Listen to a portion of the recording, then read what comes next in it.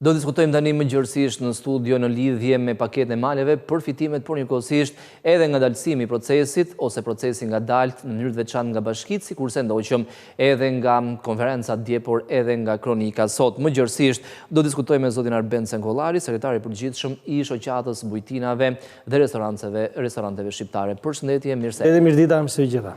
5 bashki kanë dorëzuar deri më tani ato planet, janë 33 zonat të evidentuara.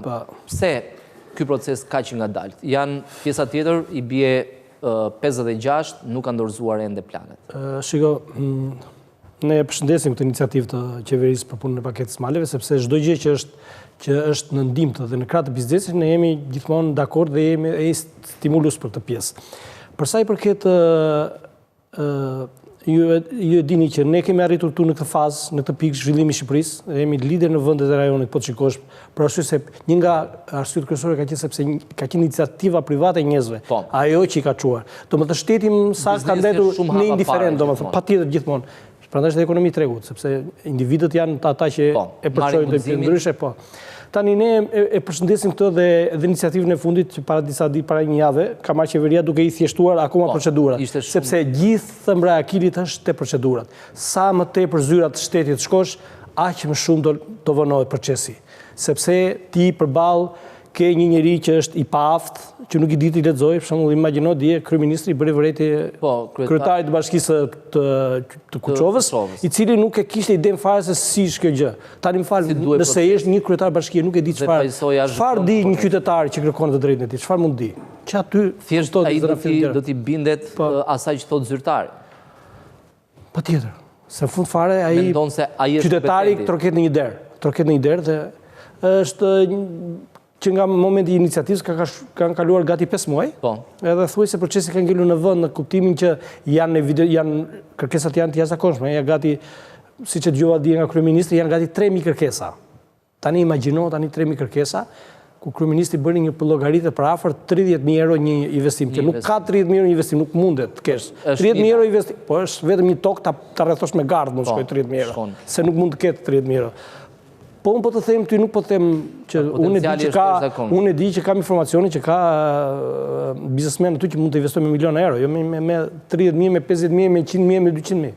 Sepse dikush në ta zënë për shembull nëse do hap një kantinë vere, ai vetëm linja e prodhimit mund të shkojë 1 milion e ca euro. Përveç godina dhe, domethënë ai mesatarisht mund të investojë 4-5 milionë euro. Dhe unë mendoj që qeveria duhet të fokusohet tek ky lloj targeti, tek ata që burojnë vende pune, se nuk të bie një njeri që punson veten e vet. Ai që bën byrek apo fli, edhe del atje te rruga dhe pret ndaj turist që vjen dhe shet një kola infanta. Ai nuk është si zhvillim. Ai nuk mban, ai bile sa ai dhe veten e vet e mban peng. Në atë lloj. Domethënë unë mendoj që duhet më shumë në po patjetër unë mendoj që duhet të evidentohen kush vërtet janë ata që vërtet do investojnë. Pra investor të mëdhenj që patjetër, të cilët posedojnë tokën, që e kanë tokën, që i kanë dhënë shembull që ata mund vërtet të ecin përpara. Se në fund fare këto gjenerohen të ardhura. Bëhet fjalë që ne do gjenerohen, nëse kryeministri ka thënë që do jenë 500 të parë, cilët do kenë taksa. Por nuk besoj se do ngelet te 500, do besoj se do shtohet. Që nuk do ketë seleksionime, sepse mund të ketë pastaj atërmbetje. Po, besoj se ndoshta jo, shikoj, disi është puna tani dhe ata që nuk kanë 500, po do fute programe të reja në vazhdim, do ecin gjëra, do shtyhen dhe besoj se kryeministri është, mendoj unë, është shumë tashamirës të kjo pjesë, sepse pash që nga të gjithë ata ai ishte më i vëmendshëm dhe më kërkuesi. Bashkë me Ervini, me po ministri që ka ardhur tani i shtetit, them që ky vërtet do të jap një shtys shumë të madhe, sepse ka dhënë vetë. Duke qenë kryetari i bashkisë Beratit. Ka qenë kryetari i bashkisë Beratit, ai ka njeh shumë mirë këtë, çfarë mund sjell kjo dhe është një person që e ka dhënë shembull, ka bërë Beratin e ka ndryshuar 100%. Ndërkohë, ishin në ditë e para të thirrjes që u bë, ishin 800, mbi 800 aplikime, ju thoni që aktualisht janë 3000. Interesi është në të gjithë Shqipërinë? Interesi në gjithë Shqipërinë, unë në pozicionin e sekretarit të gjithë shoqatave të bujtinave dhe të restoranteve, më ka rënë në rasti që të vizitoj shumë bujtina dhe restorante nga të gjithë pjesët e Shqipërisë. Shiko, ne kemi një aset të jashtëzakonshëm që është natyra. Atë na e ka fal Zoti dhe domethënë ne jemi një vend që nëse ti je në krah të Greqisë, e cila ka 60-70 vjet turizëm, ne jemi Shqipëria e cila ka vetëm 10 vjet. Dhe cikli i turizmit në botë, në studimet e botës është nga 50 deri në 60 vjet. Domethënë ne jemi fiks në pjesën e parë të hyrja.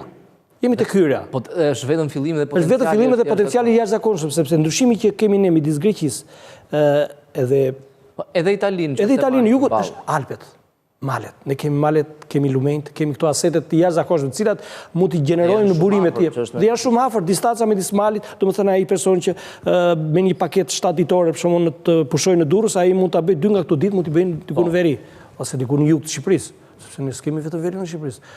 Po të shkosh në Përmet, Përmeti ka një bukuri të jashtëzakonshme, një gjelbërim të jashtëzakonshëm, ka mali, ka lumi Vjos që është një aset i jashtëzakonshëm. E gjithë rruga nga Tepelena, për shembull, e deri në Korç, Ajax, është i pa eksploruar, shumë i bukur, ka potencial jashtëzakonshëm. Me sa kam informacion këtë vit, më duket se hapet dhe tenderi për rrugën e Vjosës, e cila do ta bëj atë rrugën që është gjarpër, që është e lodhshme, e jashtëzakonshme dhe raskapise, do ta bëj që të kesh akses në një kohë shumë të shkurtër. Edhe pjesa tjetër nga Berati në Ballaban, rruga e re që po bëhet ajo, ka rreth 38 fshatra aty që do gjenerohen të ardhurat. Domethënë gjithë këto rrugët qeveria po ecën paralel. Ato që mendojnë në shkjoqën, nëse ne shpallim një iniciativë të tij që bëjmë paketën e maleve, ne këtë paketë duhet ta shoqërojmë bashkë me investimin në infrastrukturë. Se ti nuk mund të thuash që të vijë një fshat ai 7 km, 8 km rrugë zhavori, rrugë gjithë gropa dhe ti pret vetë turistin, nuk shkon turisti atje. Sepse nuk mund të lodhet ndaj atë farmase. Le të jetë çfarë do të jetë. Pushimet janë për të. Domethënë kjo, të evidentojnë zonat. Sa zona do të them? Ti ju tha 33 zona. 33 zona. 33 vetëm në këto 5, sepse janë në këto 5 bashki. Sa do jenë, se nuk e besoj se mund të jenë pafund, mund të dalë edhe njëri atje të thorë aty në kombinat që do ta bëj paket maleve. Se nuk mund ta bëj dot paket maleve, se ka shumë nga ata që nuk kanë informacion, që mendojnë se thjesht jo kudo mund. Jo, nuk mundodhe. Ajo ka një qëllim të caktuar. Ai ka një qëllim të caktuar, do të thopshëm, do ta bëhet ta zëm në periferi Tiranës, ta zëm te zona e Ndroqit. Do bëhet aty sepse aty janë shullishtja, aty ka mundësi të bëhet një kantinë sepse ka vreshat e vjetër që në kohën e ilirëve, aty po mund të bëhet, aty mund të bëj dikush një kantinë, mund të bëj një ndërmarrje për punimin e artikujve bujqësor dhe mund të sjell të ardha se tuaj sepse Durrësi se ka 15 km. Këto zona do të shikohen, nuk do të shikohet tani ço ti ta zëm në një fshat të humbur që s'ka se një fasnjen, që nuk shas në hartë. Nuk besoj se do funksionoje.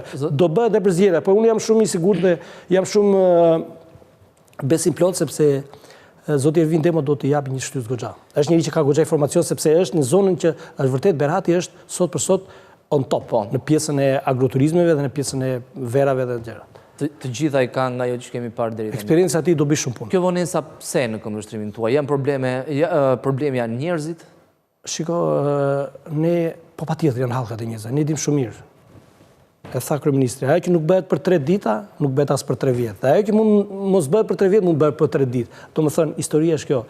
Problemi më i madh është sepse në të pozicione disa bashki nuk kemi kryetar të zot, kemi thjesht disa njerëz që thjesht janë të paaft në karrike. Ky është problemi më i madh. Domethënë, ti zotëri jeni një detyrë atje, nuk je vetëm për vete për të ngrohtë karriken aty. Po je për të shërbyer popullit, je për të shërbyer qytetarëve. Nëse nuk e bën jep dorëheqjen. Ti është dikush tjetër aty që mund të jetë 10 herë më i zoti. Patjetër. Ndërkohë, në përditshmërinë tuaj, si sekretari i përgjithshëm, duke u marrë njëkohësisht edhe me restorante me bujtina. Interesi për ndërtuar është nga shqiptarët që jetojnë jashtë, apo edhe nga shqiptarët që realisht janë këtu, sepse nuk ka diferencë? Unë kam në vizitën e fundit që isha në Shtetet e Bashkuara të Amerikës, vetëm në New York ishin 1200 restorante shqiptare. Të imagjino tani. Të gjithë në takimet që bënin me restorante, të gjithë kishin dëshirë, biles 2 biznesmen që takova aty unë, kishin bërë tratativë për, mos ta them për çështje reklame, për të blerë një kantinë tu dhe vreshta. Ishin shtetas që kishin në vitet 90, donin sepse është nostalgjia për vendin e tyre të lindjes. Domethënë, kemi pjesën e atyre njerëzve që jetojnë jashtë diasporës dhe kemi pjesën e biznesmenëve që janë këtu. Tani kush është pengesa? Pengesa ne dim shumë mirë. Edhe kryeministri ka theksuar disa herë. Kadastra. Kadastra është problemi më i madh. Nëse ka një emergjencë kombëtare, Shqipëri është kadastra. Ne dim shumë mirë që të mbarosh një punë kadastrës është mision impossibile. Domethënë, aty ka disa njerëz që nuk e di çfarë mund të them. Vemi është pak, parazitë është pak. Njerëz që thjesht vegetojnë aty dhe mundojnë që të njerëzit vetëm me vetëm t'i pengojnë duke kërkuar AV. Dhe kjo është iniciativa e kryeministit. Ai do që ta thjeshtoj këtë gjë. Thotë shtet, rrikot, është me ferra. Është dikush që posedon. Burëm, Sepse nuk është aq e lehta, njerëzit mendojnë se do t'i japi shteti tokë, nuk do t'i japi. Prap kadastri do të kontrollojë në këtë proces? Jo, nuk e besoj sepse është Ministria e Pushtetit Lokal, e cila nuk e lë që kadastrat të livadhisit bëj çfarë doj. Do t'i ri nga mbrapa, do ta gjurmojë dhe nëse nuk e bën ai do penalizohet. Ministria ka targetin e vet, ka objektivin e vet, ai bilestaq që do bëhet 45 ditë. Po mendimin tim 45 ditë, për çfarë 45 ditë? Po 10 ditë është mjaftueshme, bëj afishim mirupafshëm çfarë. Toka të rrin atje. Në fund fare ka ai proces ka disa kleçka. Ai nuk është se t'jep tokën. Ai t'jep për ta investuar. Dhe ti nëse nuk e investon, ti nuk e ke drejtë, ti nuk e merr dot. Nëse e bën për 3 vjet. Po, jo, për 2 vjet fare. 2 vjet. Për 2 vjet. 2 vjet. Mund të vazhdojë sepse mirë, nëse duket që ka vullnet për ta përfunduar sepse mund të ketë mendoj se ka vullnet dhe mendoj që kryeministri është ai që ne nuk ka nevojë pam dije se sa se si. Ata që vinë nga jashtë, vendosin të investojnë për arsye ndryshme, janë shqiptar, kanë nostalgji, kanë kapital, sjellin njëkohësisht edhe cilësinë dhe njohuritë. Po patjetër ata sjellin standardin. Sjellin atë eksperiencë që kanë. Ne e dim shumë mirë që Shqipëria nëse ka ndryshuar, është ajo era e fryma evropiane. Ne dim shumë mirë që tash një restorant në Shqipëri, ta siguroj që ja kalon restoranteve italiane më të mira. Ne kemi kopjuar ata, po ne nuk thjesht kemi kopjuar, ua kemi kaluar. Ne domethënë jemi gjithë ua që takon, thonë, është një kuzhinë elit. Ne, sepse kur qëndron sekreti, të produktet të para. Ne akoma kemi ato gjërat bio. Ne kemi akoma recetat të gjysheve nënave. Ne kemi ato akoma të farën e domates të selishës, ta zëm, që është në Ersek, që ti e ha, që është brum, dhe nuk kemi ato domate që shkon greqiti, që është si plastik. Ka një shije, por shpresojmë të qëndrojë ashtu. Po themi se po, sepse ne jemi kom vital. Thash, nëse Shqipëria ka ardhur deri këtu, nuk është vetëm ndihmë e qeverisë, janë njerëzit që kanë qenë të jashtëzakonshëm, që kanë sakrifikuar gjithçka. Shqiptarët ne kemi dhënë provat kudo në botë, jemi njerëz që duan biznesin, jemi punëtor. Zonat lokale, si do të zhvillojnë këto investime madhore? Mendoni se do të funksionojë ai modeli që një bujtin ose një restorant furnizohet për rreth aty? Ta zëm, po jap një shembull. Ngrihet një bujtin diku në një periferi të Tiranës. Ai përveç se do prodhojë disa produkte, disa tjerë do t'i marrin nga zona. Sigurisht. Atëherë që aty në automatikisht në rast ajo njësi do jetë jo vetëm akomodimi dhe agroturizëm, ajo do jetë një njësi përpunuese. Automatikisht gjithë ato produktet që ata banorët prodhojnë aty do kenë një bazë ku të çojnë. Ai person aty do investojë, do bëj kontrata, do t'ia marrë, ata kanë një siguri, ai është i kënaqur sepse ai do ketë atë tregun, do të shesi diku dhe të tjerë do janë tani bëhet fjalë. Po themi tani, dije kryeministri përmendi, 28.000 të huaj shivaj tek Cereni. Tani 28.000 të huaj, do zotëri. Po themi mesatarisht nuk kanë 20 euro të tashu shqipsat. 500 euro. Po 500 euro tani, i vllajë se çan. Sa njerëz punësojnë sa shqiptar kanë shkuar.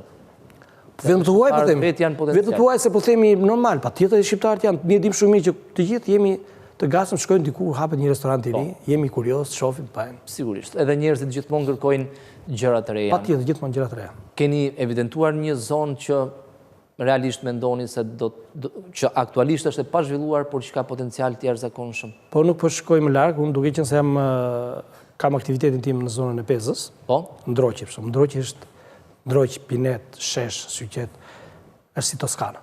Është një Toskanë shqiptare, nuk është as 3 km nga rruga kryesore, pa asfalt, e lënë në një mjerim, rruga pa shtruar, pa asfaltim, 3 kilometra ta siguroj që nuk kushton më shumë se 500 euro. Vetëm fshati Pinet ka 90 shtëpia, që jetojnë sot. Janë Pinet, Syqet, Shesh, Çelebërzez dhe Gogje. Janë 5 fshatra, të cilat ta sigurojnë nëse do ishte rruga, të gjithë të popullosh, sepse shumë afër me Tiranën. Ka potencial se është afër Tiranës, apo realisht është midis Tiranës dhe Durrësit, ky është një plus i madh. Në mes të dy. Është mes, ne kemi Durrësin aty, Durrësi është ai që sjell të huajt. Se dikush bën aty një agroturizëm, se bën dikush një sit, ta sigurojnë që do jetë shumë. Po, dhe kam përshtypjen që kjo zonë që ju thoni është shumë e ngjashme me një zonë tjetër, nga Belshi në Berat. Po, patjetër. Kam përshtypjen që janë të dyja. Janë zona shumë, po dhe zona, po kur themi bëhet fjalë që shiko turisti në guida turistike dhe në katalogjet e udhëzimeve nuk do të bëjmë më tepër se 40 kilometra nga hoteli. Nëse ti e bën më shumë se 40 kilometra, ai lodhet bën dhe ai nuk kënaqet, po thjesht lodhet. Atëherë, Nëse bëhet fjalë që nga Tirana në Durrës, rruga e vjetër, ne sot e për rrugën e vjetër flasim është në një gjendje katastrofike. Është vetëm gropa, është. Ka filluar është merr. Po rregullohet, po bëhet dhe besoj se shumë shpejt, po më në fund vuri dorë qeveria. Unë kuptoj që janë pafund nevojat e projektit në këtë vend. Pra ma ka disa prioritete. Siç thashë, nëse ne bëhet fjalë që do bëjmë këto gjëra atëherë, më fal. Po nuk e besoj se shteti shqiptar e ka problem për 200 milionë euro që mendojnë që po them trashë mund bëj të gjitha rrugët rurale të Shqipërisë, rrugët e fshatrave të gjenerohen. Ajo është një aset i jashtëzakonshëm. Për fat morëm 100 milionë euro nga Bashkimi Evropian vetëm 2 ditë më parë. Pjesa më madhe do shkojnë për investime në infrastrukturë dhe infrastrukturë pikërisht për këto zona që. Po patjetër, domethënë mendoj që zonat që do evidentohen për këto gjëra do të shoqërohen bashkë me investime në infrastrukturë. Kanalizime, ujë, energji elektrike, të jenë linja të fundit. Gjithçka të tillë që ai vjen një huaj atje. Dikush që bën krijon një njësi, ta siguroj unë gjithë fshati aty të zhvillohet. Po, këto investime zhvillojnë edhe zonat përreth. Po. Dhe shembulli ishte pikërisht Mrizi nëse nuk. Po Mrizi Zanave. Po ta shikosh edhe Altinin, është një djalë i jashtëzakonshëm dhe ai vërtet ka bërë një revolucion aty në pjesën e ka zhvilluar zonën, ka krijuar gjithë atë zinxhirin, hallkat. Ajo domethënë, ai është pjesë e një zinxhiri, është hallk i një zinxhiri të madh. Dhe po ta shikosh që të gjithë njerëzit aty janë mbledhin produktet, ja të çojnë Altinit. Altini shet, gjithë janë të kënaqur. Ai vetëm në një intervistë si vjet e kam dëgjuar që kishte shitur gati 650.000 litra verë. Di çdo 650.000 litra verë. Dhe ai e ka të pamundur ta prodhojë vetë. Kjo është pikërisht angazhimi i tjerëve. Jam bërë disa bujtina, unë jo më larg se isha tek një bujtin tjetër që është bërë pa hyrë tek Altini, është me rat. Është një që ka ca dele atje dhe shikon të jenë një këtu ha mëngjesin dhe shikon ato delet aty në një xhami. Më një ide brillante. Ato janë idera domosdoshmë vjen një huaj. Secili ka. Po secili ai bë plotson atë mozaikun e bukur të atij vendit atje.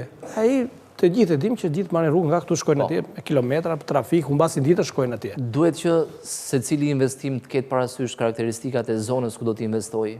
Po nuk besoj se nuk besoj se tham që do bën drejt do lënë të bëjnë Grataçel 54, se nuk është as budalla investitori dhe as një shteti nuk të lejë ta bësh gjë të tillë. Gjithmonë bëhet në harmoni me natyrën. Gjithmonë në harmoni me natyrën e vendit ku do bëhet dhe me natyrën e profilit të punës që do bëhet. Kam përshtypjen edhe ushqimet sepse mos të jenë gjithë njësoj pastaj. Po patjetër, shikoj çdo vend ka recetën e vet. Çdo vend ka kuzhinë e vet. Në Verish ai flia, në jug e kam Palanikun, është ai pula me përshesh. Janë të ngjashme, por kanë patjetër kanë ato të vetë, patjetër. Shqipëria është një aset i jashtëzakonshëm, është pafund që gjëra të huajt mrekulluar. Ekziston anën tjetër, sepse kur mendojmë për investimet, duhet mendojmë edhe për rreziqet. Ekziston anën tjetër edhe rreziku që mund bëhen shumë. 3.000 investime që thatë ju, të vegjël, të mesëm, të mëdhenj, por apo fluksi turistëve do të vjojë tjetë? Jetojmë në kapitalizëm, nuk jetojmë në kohën e vet që ishte njëri e thotë atje me plane, me punë. Secili ai investitori ka nuhatin e vet. Kjo dallon një investitor nga një njeri normal. Është nuhatja për biznes që ai thotë po. Kjo ecë. Ku kam bërë unë për një investim atje në pesë kam edhe Liria Palas. Qeshin gjithë njerëzit ku po bëhet atje. Çfarë do ky këtu? Po unë jam shumë i suksesshëm atje. Dhe po sigurisht viti 10 jam shumë i suksesshëm. Thjesht nuhatja. Gjithmonë investimet që janë të guximshme, që janë ndryshe nga të tjerat, sulmohen, kritikohen, por suksesi flet. Ato janë dhe promotorë. Në fund fare, nëse ne kemi evidentuar disa zona, për shembull, nëse është një arsye të shkosh atje. Nëse janë 10, janë 100 arsye për të shkuar atje. Domethënë, nëse janë të grumbulluar, nëse janë të bukura, ta sigurojnë që ka pafund aset. Kush mendonte para 5 viteve që në Shqipëri do vinin vjet erën 12 milion turistë? Kush e mendonte? Po ja që erën 12 milion turistë. Nëse nuk ishin këta individët që bënin këto hotele, ku do akomodoshin ata? Do flinin jashtë për çadra. Ja që njerëzit kanë atë nuhatjen. Pastaj gjithë gjasan thash, ne jemi tek cikli 60 vjet, ne jemi te 10 vjet shqiptar. Ne kemi akoma shumë rrugë për të shkuar te piku i ngopjes, që është ai piku i ngopjes te rënia. Shpesh diskutohet kjo, nëse kemi arritur kulmin e fluksit turistëve. Nuk besoj se jemi në fillim. Nuk besoj, ne jemi 2025-a, unë po të them ty, po të bëj një parashikim që ne, Shqipëria, ka për të shkuar më tepër se 2 fishi. Ta siguroj këtë pjesë. Gjithmonë paralel duke bërë, nuk është se do vi turistë duke bërë investime. Ti shikoj në zonën e Dërmiut se sa njësia komunduese të reja në bërë. Shikojnë në Durrës, ditës ndryshon gjithë shka. Dhe kam përshtypjen që iniciativat private me fluksin më të madh turizmi. Po Durrësi, sepse Durrësi ka dhe kozgjate më të gjatë, Durrësi ka 6 muaj turizëm. Afër është me aeroportin, afër me Tiranën. Durrësi nuk do vdes kur te pjesa e turizmit. Domethënë do jetë gjithmonë avangard. Avangard është 6 muaj, sepse mos harro, gjithmonë mendo ai një filozofia është kjo. Çfarë ka mund që të vijë ai tek unë? Domethënë çfarë ka Shqipëria që të vijë i huaj te Shqipëria? Nëse ti do nga Franca ose Gjermania të vish në Tiranë, aeroportin e Rinas, si do 1 orë gjysmë, ti që të shkosh në një vend që është afërt si Shqipëria në Greqi, ti do 3 orë. Ti ke gjysmën e kohës. Ti je pjesa më e para, domethënë pjesa më e para, jetë si te qendra tregtare që dyqani më i mirë është i parë i fare aty. Ne kemi këtë fatin e madh, kemi pozicionin gjeografik, kemi katëstinat, kemi gjelbërimin që se kanë të tjerët. Kemi këtë gjelbërimi, kemi të rreshtet e shiut që bjen her pas here atëherë kur duhen. Edhe Bregdeti me Malin janë... Po dëgjoj informacion që Athina ishte gati në krizë të jashtëzakonshme për ujë, nuk ka ujë, ka me muaj të tërë para. Shikoj gjelbërimet atë, shikoj ishtut e Greqisë, janë një ulli këtu, një ulli atje. Shqipëria është gjelbër. Natyra është... E jashtëzakonshme. Është fat i madh që kemi. Për ta mbyllur pikërisht me këtë që meqense përmendët turizmin në tërësi, si duhet, sepse Shqipëria deri më tani mbase për fat mirë, por edhe mbase për fat keq, është promovuar si një vend shumë i bukur, por edhe i lirë. Duhet të mos promovojmë veten si vend shumë i lirë? Shiko, nuk e mendoj se është Shqipëria vend i lirë. Kjo është fjalë që flasim, po shiko, në gjithë botën do kesh kategori. Në një vend, një ishull që kam unë jetuar 10 vjet në Greqi, atje unë çuditesha kishte kampinge. Po të vesh tani është abandonuar, nuk shkon me njërin kamping. Domethënë gjithë abandonojnë për hotele. Rritja e çmimeve do bëhet graduale. Ne nuk mund të pretendojmë tani, ne nuk mund të vënë çmimet e Mykonos, pas mund të jetë ajo sepse mendoj që do vi graduale. Do vi graduale sepse duke patur më shumë klientë dhe rritja graduale do sjell edhe ato eliminimin e pakënaqësive, sepse në fund fare klienti vlerëson. Klienti bën analizë, shkoj këtu, të shkoj atje, sa do shpenzoj këtu, sa do shpenzoj atje.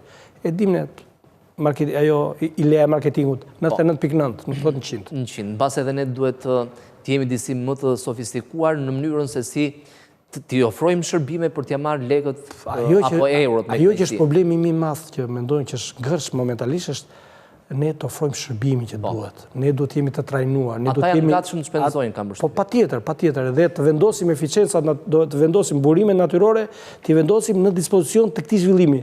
Mendoj turizmi është avangard në Shqipëri, është ekonomi. Ne nuk prodhojmë dot makina. S'mund të prodhojmë dot makina se s'kemi ne. Ne atë çka kemi neve shes ne të shesim atë që na ka bërë dhurat Zoti, natyrën. Atë shesim, atë shfrytëzojmë, atë kaq. Ju falenderoj shumë që ishit. Kënaqësi.